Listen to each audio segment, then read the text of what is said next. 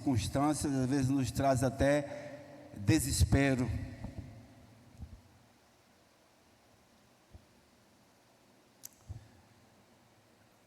Mas nós precisamos compreender com muita clareza o que de fato nós estamos fazendo aqui.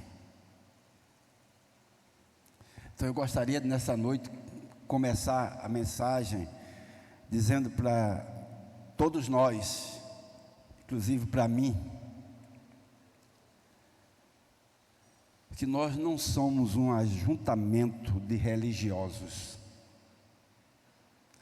Nós não estamos aqui meramente por uma religião. Não. Nós precisamos tomar consciência que nós estamos dentro de um grande projeto. De um glorioso projeto. E um projeto eterno. O que nós precisamos é permanecer firmes. O livro de Apocalipse diz assim: aquele que perseverar até o fim, receberá a coroa da vida e a vida eterna. O apóstolo Paulo diz que aquilo que Deus tem para nós nunca foi revelado. Nenhum de nós conseguiremos sequer fazer uma ideia do que vai ser.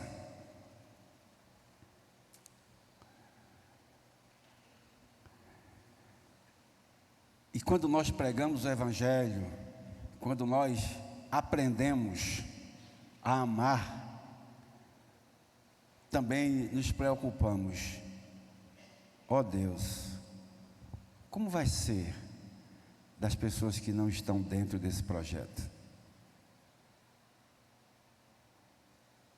Como isso inquieta o coração de quem prega o Evangelho?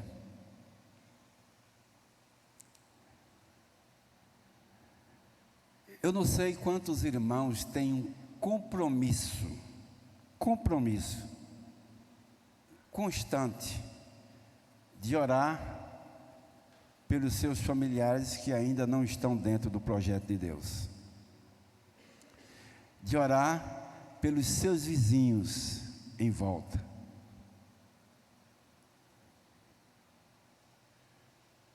de fazer um foco em algumas pessoas quais você nunca esquece de estar orando. A responsabilidade nossa é muito grande. E a palavra de Deus vai nos falar hoje através do apóstolo Pedro, nesse texto que nós vamos ler. Vamos lá para o versículo 3. Será que já tendes experiência de que o Senhor é bondoso? Outra versão diz assim: se é que já experimentasse que o Senhor é bom, né? Outra versão diz assim, que é a mesma coisa, né? Ele está dizendo: olha, se você é alguém que já experimentou esse Deus bondoso, aí ele agora, eu quero falar para você. Mas se é que aqui tem alguém que ainda não teve essa experiência com esse Deus bondoso, o apóstolo Pedro também vai falar para você. E eu espero que hoje seja o dia de você erguer a cabeça e erguer a mão e dizer: eu também quero ir para dentro desse projeto. Vamos para o versículo seguinte, o 4. Chegando-vos para ele a pedra que vive, rejeitada sim pelos homens, mas para com Deus eleita e preciosa. Ele está dizendo: eu quero falar dessa pedra que é rejeitada pelos homens.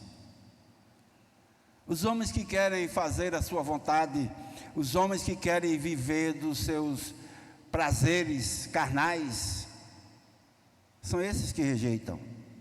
Os homens arrogantes, prepotentes, orgulhosos, que apesar de já ter ido a tantos funerais, apesar de ter visto quantas pessoas famosas que não são mais nada aqui, ainda são arrogantes, prepotentes. Esses são os homens que rejeitam essa pedra. Vamos para o versículo 5. Sabendo vós mesmos, como pedra que vivem, sois edificados casa espiritual, para serdes sacerdócio santo, a fim de oferecerdes sacrifícios espirituais agradáveis a Deus, por intermédio de Jesus Cristo. Nós somos essa pedra, essa casa espiritual. Nós somos essas pedras que fazem parte dessa edificação, desse grande projeto em que nós estamos incluídos. E dessa forma nós sabemos e temos certeza que aqui tudo vai passar. Há uma preocupação tão grande com o planeta, como se os homens vão poder salvar o planeta. Não. O mesmo apóstolo Pedro, na sua segunda carta, no capítulo 3, ele diz que aqui tudo está reservado para o fogo. Tudo. Bom, mas também não precisamos cometer os erros que já foram cometidos lá atrás, né? Não, então eu não vou fazer mais nada, vou só esperar tudo terminar. Não, também não é bem assim. A nossa trajetória aqui faz parte do plano de Deus para nossas vidas. Temos que entender também isso.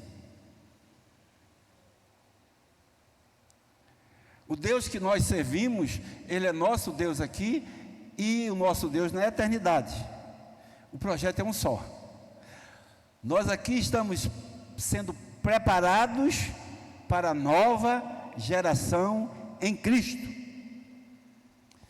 Quando Pedro fala que aqui tudo vai terminar, que o fogo vai acabar com tudo, que nada aqui vai ficar, ele diz também: mas nós aguardamos novo céu e nova terra, onde habitará a justiça. Nós estamos indo para lá.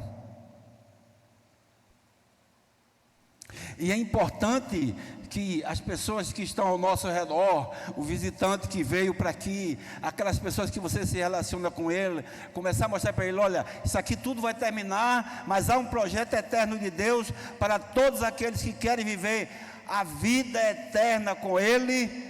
Ele está preparando lugar, e é bom você saber que também tem lugar para você.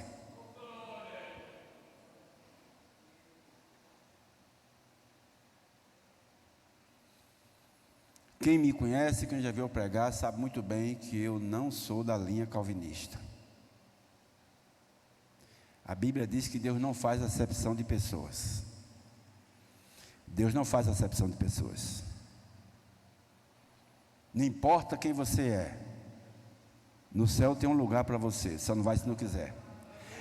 Porque a garantia do céu não é os nossos méritos, mas o mérito sacrossanto de Cristo Jesus na cruz do Calvário.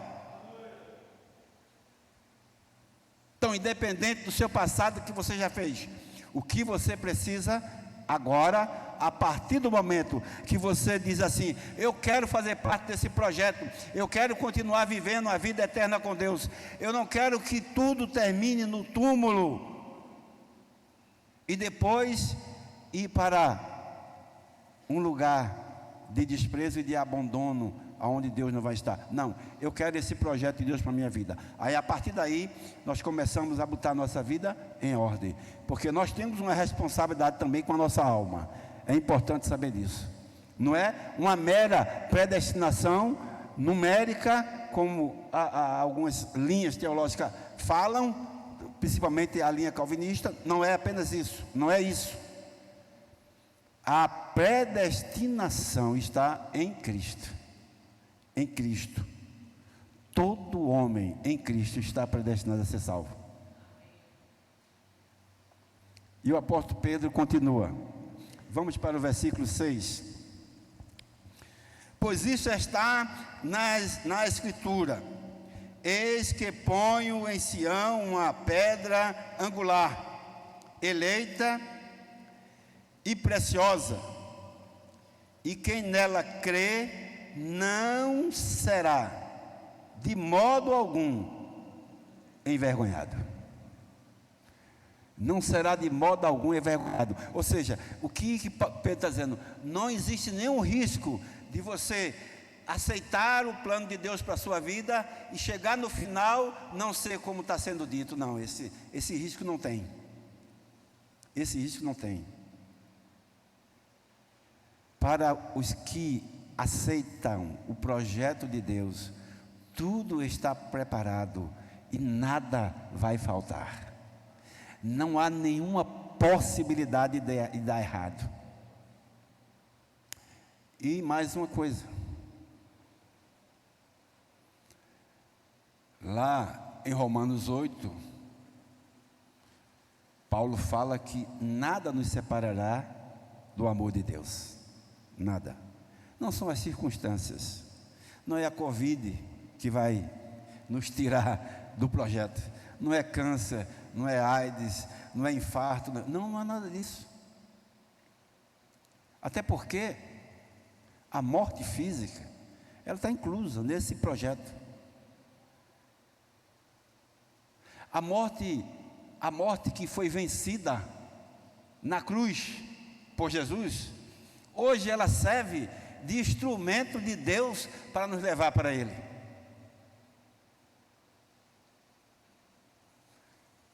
Às vezes nossos entes queridos morrem, a gente chora, né? Chora. E às vezes ficamos sofrendo algum tempo. Às vezes até entramos em depressão. Isso é normal. Mas não tem conforto melhor de quando aquele seu ente querido, você sabe que ele morreu dentro desse projeto e sabe que ele está seguro e que em breve iremos nos reencontrar, porque o projeto de Deus não vai falhar. Ele está dizendo aqui, simplesmente isso: olha, você não vai ser envergonhado, confia nesta pedra, mantém firme no caminho, porque não há nenhuma possibilidade de não dar certo. A igreja tem que caminhar assim. Não deixe os probleminhas daqui querer tirar seu sossego. Não, esquece. Tudo está resolvido, está tudo certo. É só permanecer firme até o fim. A coroa da vida nos aguarda. E ele continua. Vamos lá.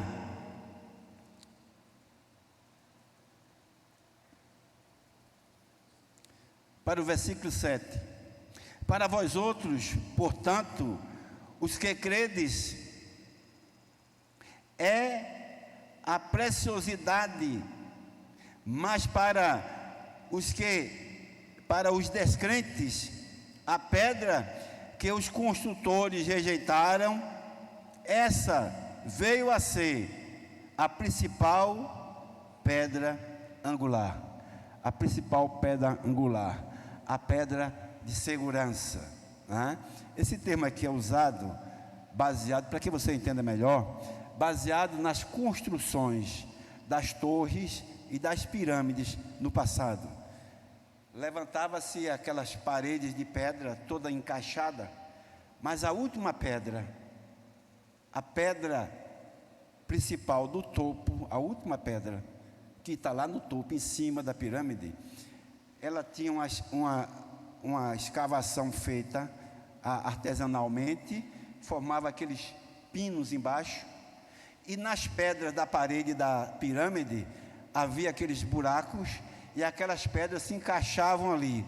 Quando aquela pedra angular era encaixada ali, aí tirava as escoras que tinha por dentro de madeira, porque o prédio não caía mais, estava seguro. Aí, essa expressão, a pedra angular, eu quero que você entenda direitinho o que se refere. Exatamente a essas construções antigas. Também fazia a torre de igrejas e não é? A pedra de esquina. Quando a gente vai falar pedra de esquina, ela também, quando levantava aqueles paredões, os casarões de pedra, na esquina, a última fiada da pedra, vinha essa pedra. Uma pedra com um pino de um lado, outra do outro, cortado em L, botava ali e fazia a amarração da parede. Hoje, na construção de tijolo, é os tijolos que ficam assim, né? E ali é seguro pelo cimento. Naquela época não tinha cimento, era o encaixe. Então, é essa a expressão que está aqui. Agora eu queria que nós fôssemos para o versículo 8.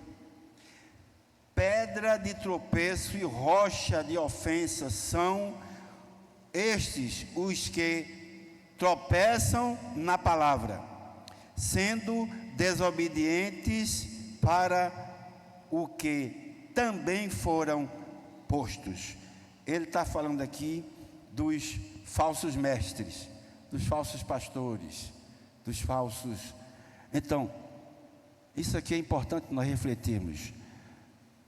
Não é qualquer igreja que eu devo estar, não é qualquer igreja. Eu preciso conferir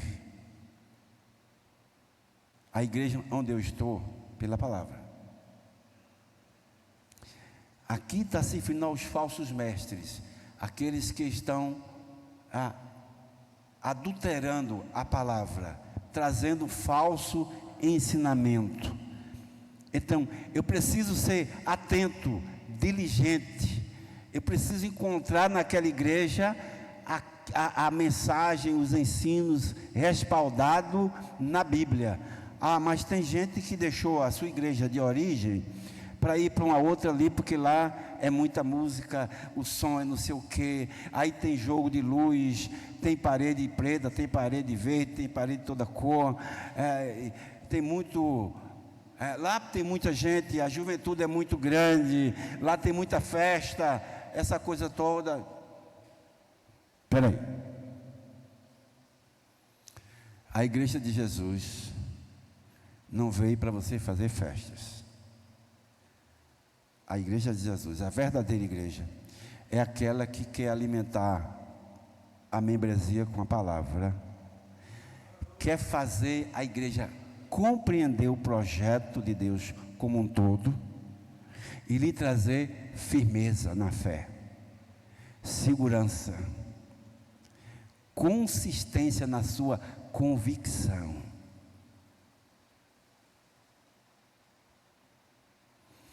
Mas é também importante saber que tem duas coisas para chamar a nossa atenção. A primeira coisa, nós temos responsabilidade com a nossa própria alma. Eu preciso ter um compromisso comigo. O salmista, ele nos ensina algumas coisas sobre isso. Não sei se você já percebeu que o salmista ele tinha um hábito de pregar para a própria alma dele. Já percebeu isso, não? Salmo 103. Ele está pregando para a alma dele. Bendize a minha alma ao Senhor, e tudo que há em mim bendiga o seu santo nome. Bendize, ó minha alma, ao Senhor, e não te esqueça. Ele está divertindo a alma dele. E não te esqueça de nenhum só dos seus benefícios. E depois ele continua dizendo por quê, né? Porque ele te livra da cova, porque ele te dá sucesso na vida, porque ele vai abençoar a tua descendência, porque ele vai te dar riqueza na velhice. E ele sai começando falando para a alma dele os motivos que ela tem para bendizer ao Senhor.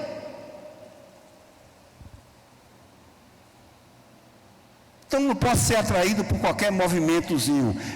A coisa mais importante é, onde é que eu vou estar alimentando a minha alma? Eu tenho um compromisso com a minha alma. O outro compromisso que a igreja precisa ter, é pertinente dizer isso hoje. A igreja precisa hoje, nas circunstâncias de hoje, nos dias atuais, é preciso que a igreja, a membresia, cada crente, assuma um compromisso de fidelidade com o pastor, com o seu pastor. De fidelidade com o pastor. Em que sentido? Você ouve mensagem no YouTube, você ouve mensagem no rádio, ouve mensagem na televisão, e às vezes um monte de coisa que estão pregando começa trazendo algumas dúvidas, alguma confusão na sua cabeça, e eu preciso entender que o meu pastor, ele tem um compromisso, uma responsabilidade comigo em alimentar o rebanho. Ele foi chamado por Deus para apacentar esta igreja, e eu preciso não ficar com essas dúvidas, confusões. Aquilo que eu começo ouvindo, que me traz algumas dúvidas, eu preciso chegar para dizer: pastor, eu estou querendo conversar com o senhor, porque é o seguinte, o senhor falou aqui um dia, isso assim, assim, e eu vi na televisão alguém falando de forma diferente, eu queria que o senhor me explicasse. Sabe por quê? Se a gente vai guardando dúvidas, vai ficando inseguro, isso pode começar a fazer sua fé desmoronando aos poucos. Só que o pastor aqui não tem condição de olhar para você e saber que você está passando por isso. Se você não compartilhar com ele, se você não se preocupar em, primeiro, priorizar o que ele prega aqui. Mas é também importante que você faça isso. Eu estou lendo, vocês estão com a Bíblia aberta aí, confere aí. Se eu falar diferente do que está escrito aí, levanta a cabeça: pastor, peraí, aqui eu estou achando diferente do que o senhor está dizendo. Por quê? Porque o nosso ponto de convergência para a nossa fé é aqui. É a palavra. E o pregador tem que pregar de acordo com a palavra.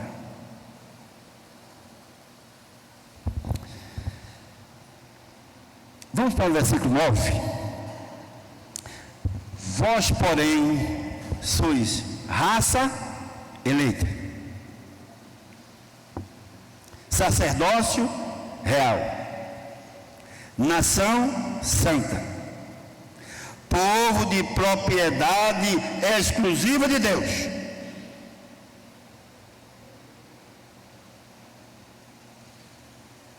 Nós não estamos aqui porque somos religiosos. Nós estamos aqui porque somos propriedade de Deus. Nós precisamos tomar consciência que nós somos uma nação santa. Nós somos a geração eleita do futuro. A nova terra que está vindo aí, a nova terra vai ser habitada por nós. Aleluia. Nós vamos estar lá, vivinho como nós estamos aqui, em outra condição de vida, mas vivo, porque a vida em Cristo ela é eterna.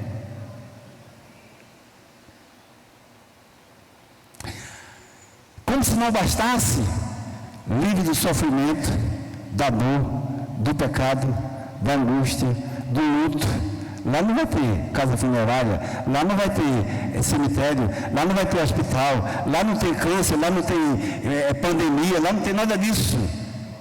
Gozo eternamente. O melhor, e o melhor. Não vamos mais precisar fazer orações de madrugada. Ele estará conosco lá todos os dias. Nós vamos conviver com Ele. Nós vamos andar com Ele, assim como os discípulos andaram por algum tempo lá no passado. Nós vamos andar com Ele o resto da nossa vida. O grande objetivo de Deus, como diz lá em Apocalipse, e ali será o tabernáculo de Deus com os homens. Os homens, quais os homens? Os homens que fazem parte desse projeto, os remidos, salvos pelo sacrifício vicário de Cristo na cruz do Calvário. Esse é o propósito de nós estarmos aqui. Quando algum crente começa a não ter mais disposição para ir para a igreja, quando você começa a não querer mais vir para a escola dominical, quando você começa chegando na metade do culto, e antes do culto terminar está indo embora, é preciso começar a ter cuidado. Será que você não está escapulindo do projeto? Será que você não está escorregando aí, saindo fora?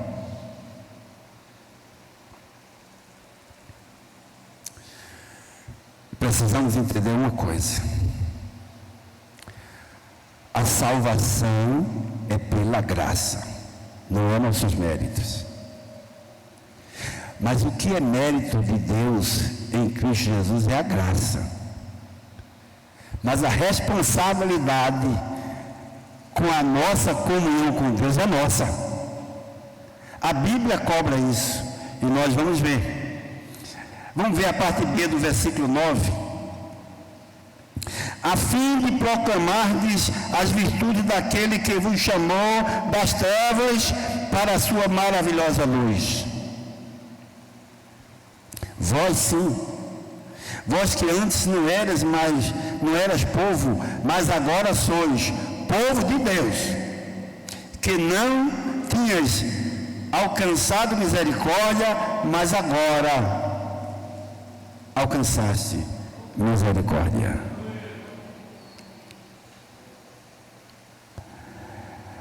Nós precisamos entender que a igreja somos nós. E tem algumas coisas que a gente precisa ficar bem atento. É comum hoje estar chamando a igreja de comunidade. E até tem igreja que não bota mais nem nome de igreja na frente, bota comunidade não sei o que, tal. Comunidade Batista não sei o que lá, está lá. Não. A igreja não é uma comunidade. Eu queria que nós atentássemos para isso aqui. Eu vou explicar por que não é. Olha, comunidade é uma coisa e a igreja é outra. A comunidade, ela tem vários tipos de caráter, vários tipos de pessoas, vários segmentos, vários pensamentos, várias ideias.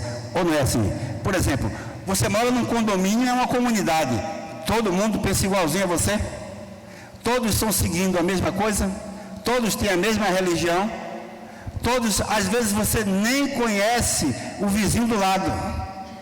Isso é uma comunidade, mas desfrutam daquele mesmo ambiente.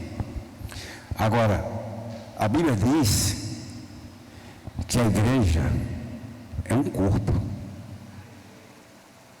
É um corpo. E esse corpo não é um corpo aleijado, com deformidade, que nasce com duas cabeças. Esse corpo só tem uma cabeça. E a cabeça é? E essa cabeça só tem uma mente. A mente de quem? E a verdadeira igreja segue só uma vontade. A vontade de quem? Deu para entender a diferença de comunidade para a igreja? Não é a mesma coisa.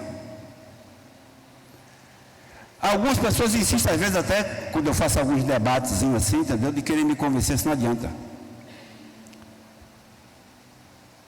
A igreja é um corpo. E nós somos membros desse corpo. E estamos ajustados nele com todas as juntas, como Paulo diz lá em 1 Coríntios capítulo 11.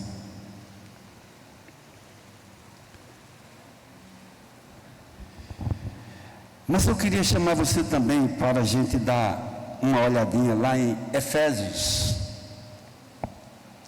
capítulo 5. Livro de Efésios, capítulo 5.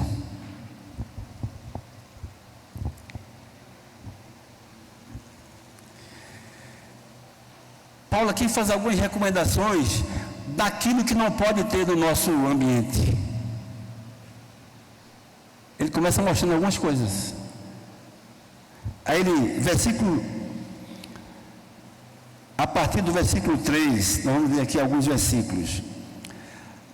Mas a impudícia e toda sorte de impureza ou cobiça nem sequer se nomeie entre vós, como convém a quê?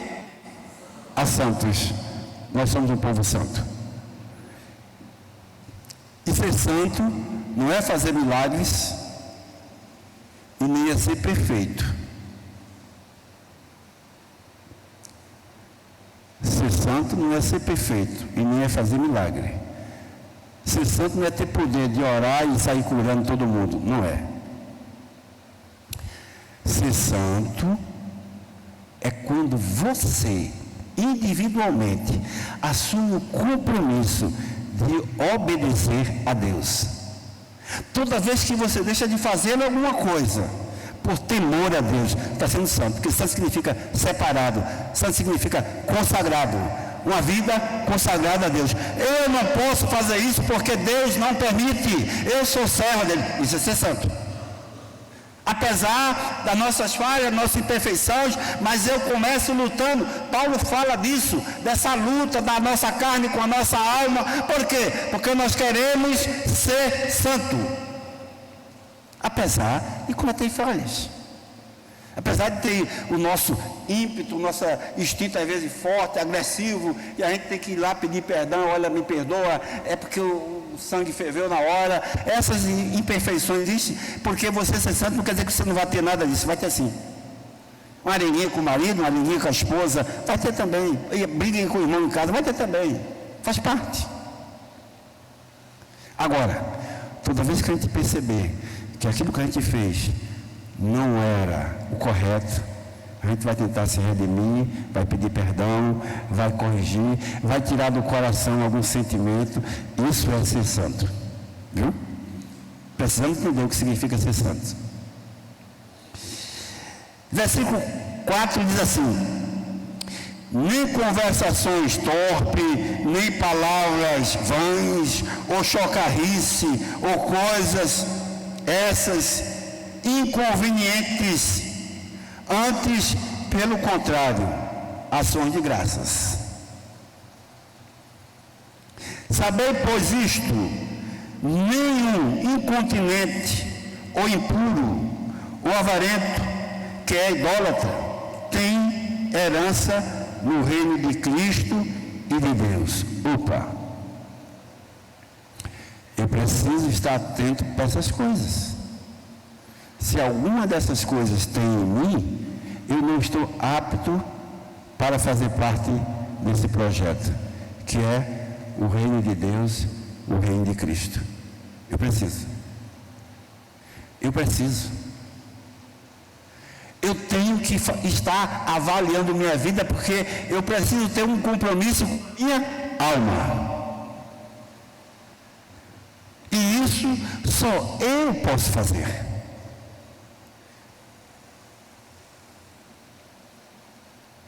Eu preciso aprender com o salmista a pregar para a minha própria alma.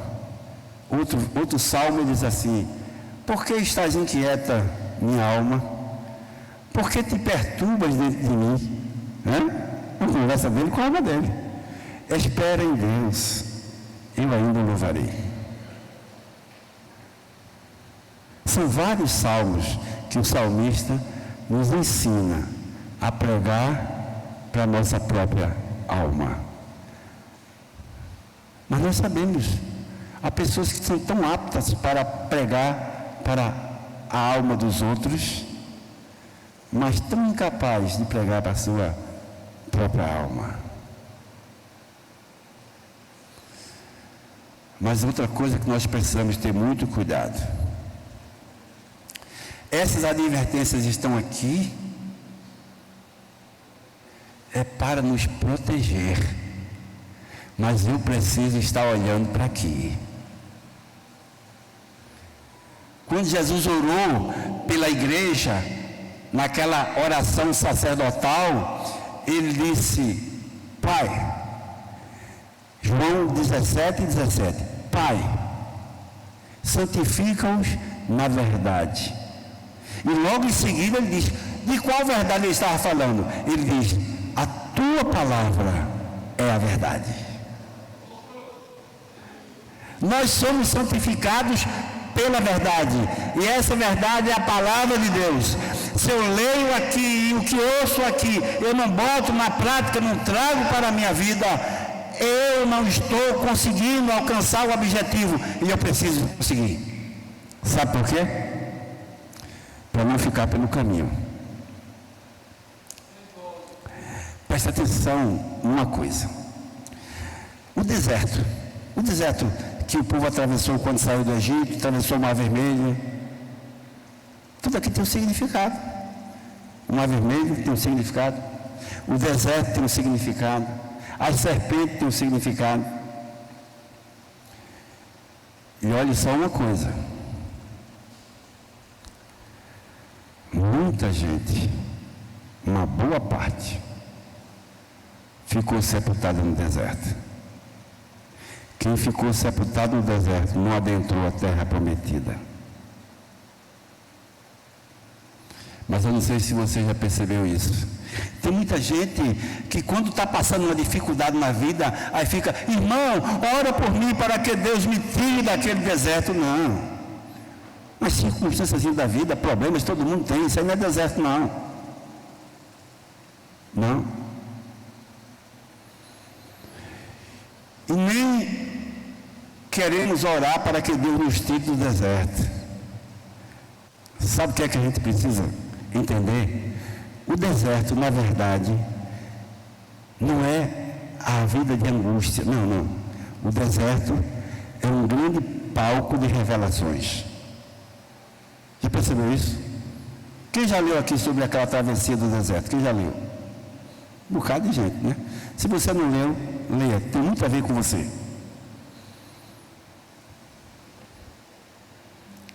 Primeira coisa que o deserto revela: a provisão de Deus no nosso dia a dia. Já pensou nisso? Eu não quero que Deus me tire do deserto, não, porque se Ele me tirar do deserto, eu não vou ter essa experiência com Deus que proveu o meu dia a dia. O maná caía, mas só pega para hoje. Amanhã eu venho de novo. É isso que Deus quer. A dependência dEle para viver. Como é que eu vou orar para Ele me tirar do deserto? É tão bom saber que Deus está cuidando de mim. Tem nada que alegre mais o coração do crente quando ele responde nossas orações. Quando nós oramos para aquilo que não tem jeito e de repente a gente vê que o milagre aconteceu e o coração da gente enche de alegria. Não é assim que funciona, não?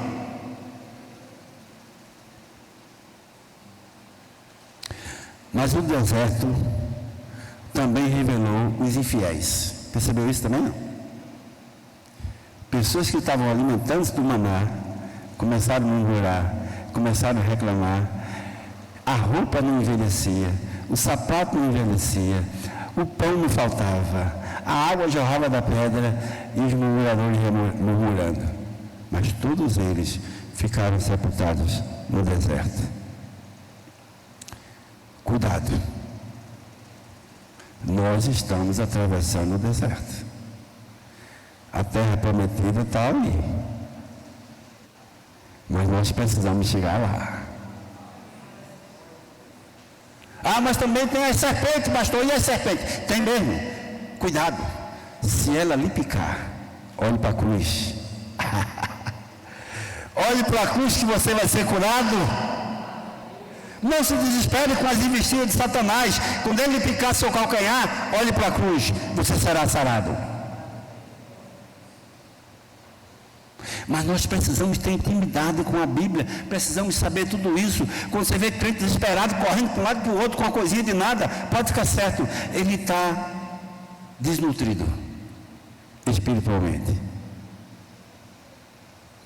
É preciso intimidade com Deus. É preciso aumentar o nosso compromisso com a nossa alma. É preciso aprender com o salmista, pregar para a nossa própria alma. É preciso nós começar a repreender a nossa alma. Minha alma, isso não. Isso não. Você está querendo, mas isso não. Desagrada a Ele. Mas vamos ver mais um pouquinho aqui.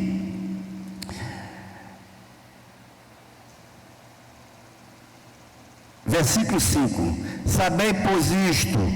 Não, é o 6. Ninguém vos engane com palavras vãs, porque por essas coisas vem a ira de Deus sobre os filhos da desobediência. Preste atenção. A primeira palavra é ninguém vos engane. A primeira frase é ninguém vos engane. Cuidado com aqueles pregadores que dizem assim: não, meu irmão, isso aí não é pecado não, isso aí, você é um eleito, fica à vontade. Epa, cuidado. Cuidado. Se a palavra disser que isso não é correto, não admita que o seu pregador lhe engane. Se aqui disser que é pecado, é pecado. Sabe por quê? Porque aqui é a verdade. Se é pecado, é pecado. Tem que deixar de lado. Ah, pastor, isso aqui, que história é essa que não tem? Não, na Bíblia tem que é pecado? Espera aí. Cuidado, que ninguém vos engane. Versículo 7. Portanto, não sejas participante com eles. Quanta gente está indo com os falsos mestres aí, caminhando com ele, seguro de que não é pecado, de que não tem nada demais, né? Cuidado. Muito cuidado. Versículo 8. Pois outrora eras trevas, porém agora sois luz do Senhor. Andai como filhos da luz. Eu não posso andar de qualquer jeito. Se eu estou dentro desse projeto, eu sou filho da luz. Se eu sou filho da luz, eu tenho que andar como luz.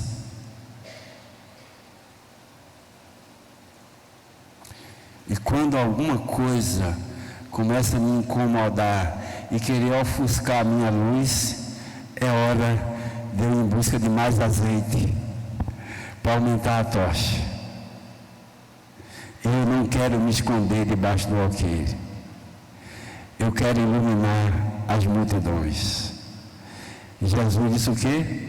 Vós sois o sal da terra e a luz do mundo. Nós somos a luz do mundo. Estamos resplandecendo o suficiente? Você já viu a propriedade da luz? Ilumina para enxergar o caminho, aquece o ambiente para não ficar tão frio. Quem está andando na luz, enxerga onde pisa, dificilmente tropeça e cai. Mas tem pessoas que estão aí cambaleando no escuro e nós precisamos ser luz para eles também. Eu vou iluminar teu caminho pela palavra de Deus, para que você não tropece. Mas tem mais um pouquinho. Vamos ver aqui o versículo 9. Porque o fruto da luz consiste em toda bondade, justiça e verdade, provando sempre o que é agradável ao Senhor.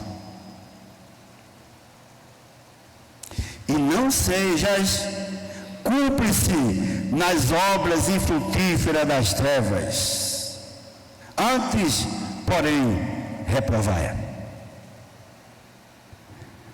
Não sejas cúmplice com as obras infrutíferas das trevas, porque a cumplicidade nos traz uma participação no crime.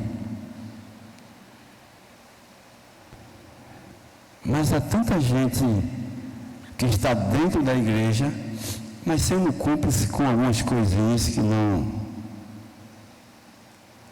porque é meu amigo, não porque...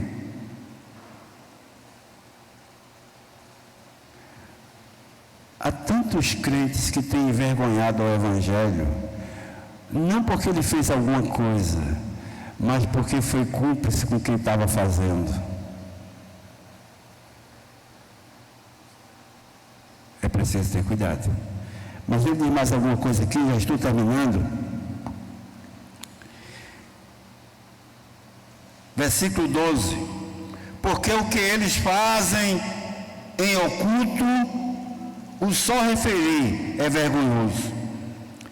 Mas todas as coisas, quando reprovadas pela luz, se tornam manifestos, porque tudo que é luz se manifesta.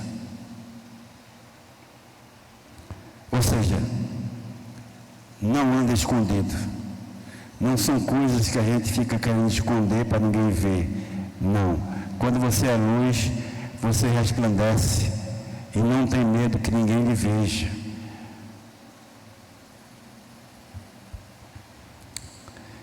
Versículo 14.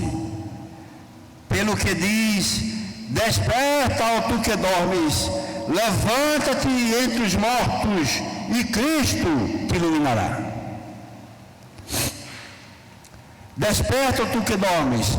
Aquelas pessoas que estão dormindo aos poucos, o sono com os mortos. Não. Precisamos ter a diligência, a responsabilidade, o compromisso com a nossa alma, com a nossa vida, com o nosso compromisso com a obra de Deus, o nosso compromisso com o Reino de Deus, o nosso compromisso com a igreja. Então, quem está assim não está dormindo. Aí Cristo ilumina a partir do propósito do seu coração. Senhor, eu sou teu servo, eu quero te servir, usa-me para a tua obra. Para finalizar, versículo 15, estamos encerrando agora.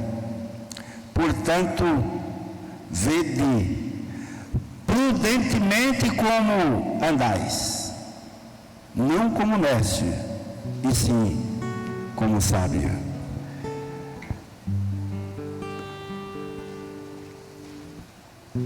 Todos os critérios, irmãos,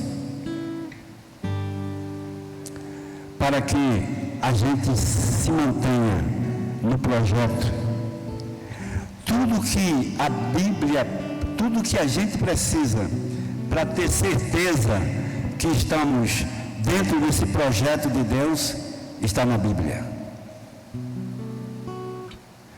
Tudo que eu preciso para fazer parte dessa nação santa, desse povo que é propriedade exclusiva de Deus, os critérios que eu preciso para fazer parte está aqui na Bíblia. Mas se nós negligenciarmos a escola dominical, os estudos bíblicos, a nossa leitura da Bíblia, se nós negligenciarmos a nossa responsabilidade com a nossa própria alma, a consciência de que eu preciso assumir um compromisso com a minha alma, porque o que eu não podia fazer, Deus já fez por mim. Mandou Jesus. Lá em João 10, ele diz assim: eu sou a porta, quem entrar por mim será salvo. A porta, ela é uma proposta para você entrar ou não. Todo crente, ele precisa ter responsabilidade com a sua alma, um compromisso com a sua alma, uma vida de permanência na igreja, um compromisso na proclamação do Evangelho, um compromisso de ser sal da terra e a luz do mundo. Mas eu quero dizer para quem está aqui, que ainda não é crente, que entendeu a mensagem, é importante que você saiba que esse projeto de Deus também é para você. há lugar para você aqui. Se você quiser, você pode conhecer tudo sobre esse projeto. Aqui estão os embaixadores do reino. Os embaixadores desse projeto de Deus, que pode fazer você conhecer melhor. Quais os trâmites? O que você precisa fazer? Aonde é a porta para você entrar? Como você se alistar para fazer parte desse projeto? A garantia do sucesso desse projeto é o sacrifício de Cristo feito na cruz do Calvário. E esse sacrifício também foi feito para você. Que Deus possa nos abençoar, que Deus possa abençoar a igreja. E se você que está aqui, que ainda não aceitou Jesus, mas entendeu o propósito, a finalidade de nós estarmos aqui, procure alguém da igreja, fale do seu desejo de aceitar Jesus como Senhor e Salvador e ser mais um nesse grande projeto de Deus. Aleluia.